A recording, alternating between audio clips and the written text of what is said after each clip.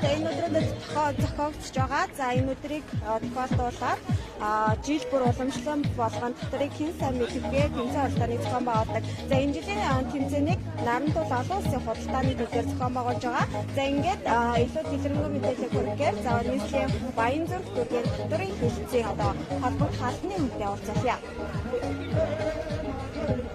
За сайн байна уу та? За энэ жилийн татвар төлөвчдийн өдрийн хүрээнд ямар арга хэмжээг зохион байгуулж байна? Нарантуул олон улсын худалдааны төлөвийг сонгосон бас шалтгаан юу байна?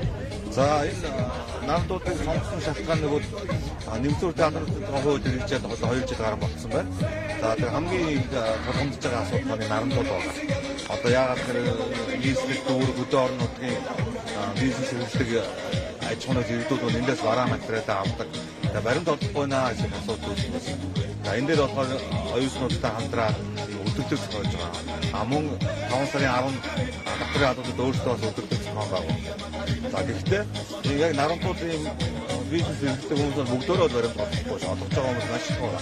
Одоо жишээ нь ихэд өнгөрсөн 4 сараас ихтэй Нарантуулын өргөтөл хэсэг байна. Энэ баялаг ундраа худалдааны төвүүд байна. Эднэртэй бидний сургууль сурчлагаа хийгээд систем мэдрэмжтэйгээ холбоотой хамтраад баримт олгох талаар зөвлөгөө өгөө явуулсан. Одоо эдгээр маань баримт олгоход бол бэлэн болцсон. Одоо баримт олгоод эхэлсэн байна. Баримтаа нэгэх юм бол одоо эхний ээлжинд энэ өргөтөл гэдэг маань бөөний дуу голтой байгаа. Энэ баялаг ундраа худалдааны төв байгаа. Эдгээр маань баримтаа бодоод ер нь олгоод эхэлсэн байгаа. Энэ арга хэмжээ бол 12 төслөөс зохион байгуулагдаж байгаа. Ер нь одоо энэ арга хэмжээний хүрээнд ямар ажлууд зохион байгуулагдав? За энэ жилийн үед маань татвар төлөвчийн өдрүүд маань эх орончуудад татвар төлөхөөс эхэлнэ гэсэн уриатай явагдаж байгаа. За энэ жилийн онцлог үйл явдал нь гэхээр бид нэр бүх хэвлэл мэдээлэл хэрэгсэлтэйгээ хамтарч ажиллаж байгаа. Дээрээс нь нийслэл дүүргүүд өөр өөрсдийн арга хэмжээ зохион байгуулж байгаа.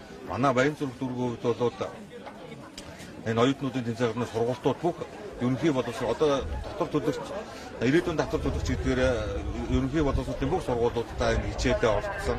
За дээрээс нь бид нэр шилдэг компаниудын дунд бас нэг анхаа тэмцээн зохион байгуулна.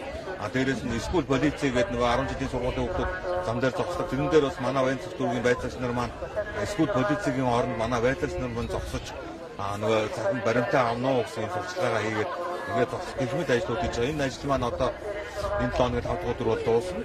Манай хамгийн сүүлийн өдрөө бизнес эрхлэлтэйг ахмадуудаа зориулж бас нэг хэлцээгээ байр өдөрлөг сургалт семинар зохион байгуулалтад бэлтгэсэн байж байгаа. Нарантуул олон улсын худалдааны төвийн одоо энэ баялаг ундраа ингээ 2 газар ингээд баримтыг олгож байна гэж байна. Ер нь одоо нийтдээ энэ худалдаачид баримт олгох юм боломж нь ер нь хэр байгаа вэ? Ийм боломж бас байгаа юу? За